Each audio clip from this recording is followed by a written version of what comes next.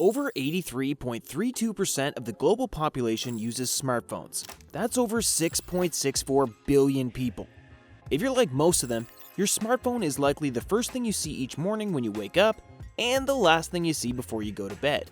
This little device is your primary means of connecting with the world. It allows you to unlock new learning opportunities, stay updated on the latest events, and continue working while you're on the go. It's your tool for education, entertainment, information, and much more. However, your smartphone wasn't always quite so smart. For iPhones and Samsungs of today to take the world by storm as they did, a different device had to pave the way: Nokia. Nokia was one of the biggest brands in the mobile industry, and today scarcely anyone remembers it, apart from a few meme creators who want to trigger your nostalgia. So, what happened? How did a mobile giant who succeeded in climbing so high fall down so low so fast? As you might have expected, it's not just a single instance of bad luck. It's one poor decision after another that led to its downfall. Let's start the story from the beginning to see what we can learn from it. Nokia had a windy road to becoming a household name in the mobile industry. It had its roots as a humble paper mill operation on the banks of Tammerkoski River in Finland, all the way back in 1865. Led by Fredrik Idestam, a mining engineer, it expanded its operation by 1868 to include 2 mills, one located in the vicinity of the town of Nokia, after which the company got its name. Idestam partnered with his friend and politician Leo Mechelin to transform Nokia into a public limited company, retiring just a few short years later. Mechelin took the opportunity to expand the company further in Idestam's absence, moving into the electricity business. Over the coming years, the company kept expanding to new diverse markets. After verging on bankruptcy post-World War I, the company was overtaken by Edward Poland and his Finnish Rubberworks business. By 1932, Poland acquired the Finnish Cableworks company as well, merging the 3 businesses into one. Nokia was a jack of all trades by 1967. Manufacturing everything from paper to tires, footwear, capacitors, cables, consumer electronics, and even military equipment. All the while, experts and researchers within the company were encouraged to keep innovating and developing unique projects. Ultimately, that led to the introduction of the first Nokia phone in 1987, the Mobira Cityman 900. The 1.7-pound phone was known for its relatively poor coverage, but an excellent signal nonetheless. While the Mobira Cityman was considered a luxury device, Nokia slowly started introducing more convenient solutions, creating a heightened demand for handheld mobile phones. The Nokia 1011 came out in 1992, and the world quickly grew crazy for it.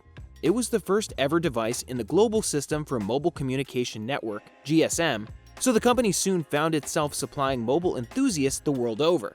The very first phone call on the GSM second-generation network was made by none other than Finnish Prime Minister Harri Holkeri, who used Nokia's prototype. Although Nokia wasn't the first brand to release a smartphone, that title belongs to IBM. With its IBM Simon, it was one of the first brands to popularize them. By 1996, the Nokia 9000 had the highly sought-after QWERTY keyboard. It could send and receive fax and email, and it came with a web browser and useful business programs. Despite its hefty price tag of over $1,000, equivalent to about $2,000 today, the phone was in high demand. And that just might be the beginning of Nokia's downfall. The hype around Nokia's devices only continued growing as the company kept releasing one advanced new gadget after another. By 1998, the brand held the biggest market share in the mobile phone industry, but things slowly started to crumble. Creating demand for mobile phones is one thing. Who doesn't want to experience interesting new gadgets? However, meeting that demand is an entirely different story. Everyone wanted to have a Nokia phone for a while, especially after the release of the Nokia 3310. To this day, one of the most recognizable devices to come from this company. The series sold over 126 million units, and even now it's lauded for its extraordinary durability and resilience. The problem was that Nokia couldn't keep up with its rapid growth. Supply chain issues and rising demand for more Nokia phones meant that the company leaders had to focus on improving their mass production processes. Instead of following the path of technological innovation, as was at the core of the business in the beginning, they prioritized streamlining their production of their tried and tested devices. In the process, the company lost sight of what its consumers wanted, leaving room for brands like Apple and Samsung to take over and fill in the newly created gaps in the market.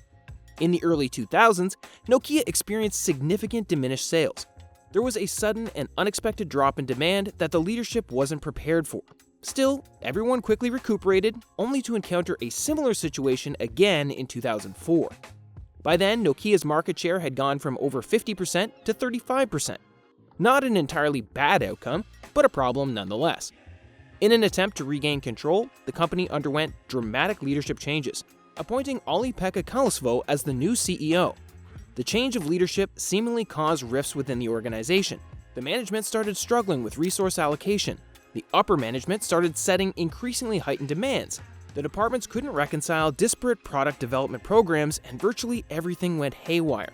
The company needed a better software architecture and experts who could ensure the success of new product launches. The attempts to restructure the organization failed to deliver the desired result. Ultimately, some of Nokia's key executive team members resigned, leaving the company with inexperienced staff scrambling to deliver subpar products. With the lack of expertise in the organization, things started breaking into pieces. The top management believed that touchscreen smartphones were just a fad, that consumers still preferred the QWERTY keyboards, and that Android systems were nothing but a passing trend. They failed to understand their consumers and address their wants and desires. Being overconfident in customer loyalty, they failed to deliver the experiences their customers wanted and expected from a brand like this. The quality of the products declined, and even the most loyal Nokia users started transitioning to the newly released Apple and Samsung products. While Apple and Google started rolling out devices based on the iOS and Android operating systems, Nokia remained dedicated to its now outdated Symbian OS. As a device-centric system, the Symbian OS left much to be desired. Every new phone launch required the Symbian code to be changed and tested on that specific device. Naturally, this only added to the problems within the company and further delayed new product launches. By the time 2009 rolled around, Nokia had no less than 57 Symbian OS versions, none of them compatible with one another. When Stephen Elop took over the reins from Olli-Pekka Kalsvo and became Nokia's new CEO, he tried to keep the company in the race by partnering with Microsoft. As Microsoft was already looking to get into the mobile industry, it didn't take much convincing. In 2013, Microsoft bought Nokia's mobile branch for around $7 billion. However, the acquisition brought no benefits to either company. After all, they were both too late to enter the game. Samsung and Apple had already put down their roots, delivering improved user experience and wowing the audiences with innovations, while both Microsoft and Nokia struggled to meet customer expectations. Microsoft's Windows Phone could have been a hit, but no developer wanted to invest in building a platform without a big enough user base. On the other hand, no user wanted to invest in devices without well-developed platforms, sending Microsoft's phone business into a vicious cycle. Adopting the Windows Phone, Nokia got stuck in the middle of this, ultimately losing the battle against brands already on the Android iOS bandwagon. Still trying to stay competitive and build up its user base, Nokia launched new products. However, the way it handled these launches ultimately led to its downfall. Today, I'd like to introduce to all of you the next chapter in smartphone photography. Apple and Samsung, for instance, had become known for their consistency. Both brands had highly predictable product launches, adding new and improved versions of their already well-respected series. Apple had, and still has, its respectable iPhone. Samsung saw success with its Galaxy series.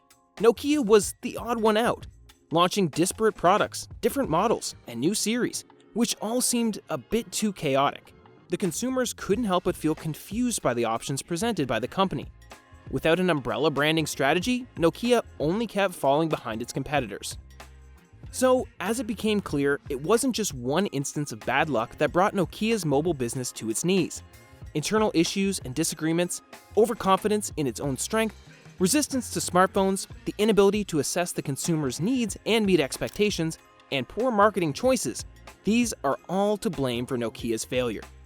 In the simplest terms, Nokia just stubbornly failed to diversify. Once it tried to make a comeback, it was already too late. Its users had moved on to bigger and better things. Today, the company is back to its roots, focusing on its network business. Whether it will ever attempt to break into the mobile industry again remains to be seen. What do you think of the fall of Nokia? Could it have been prevented? Share your thoughts in the comments below, and don't forget to like and subscribe for more content like this.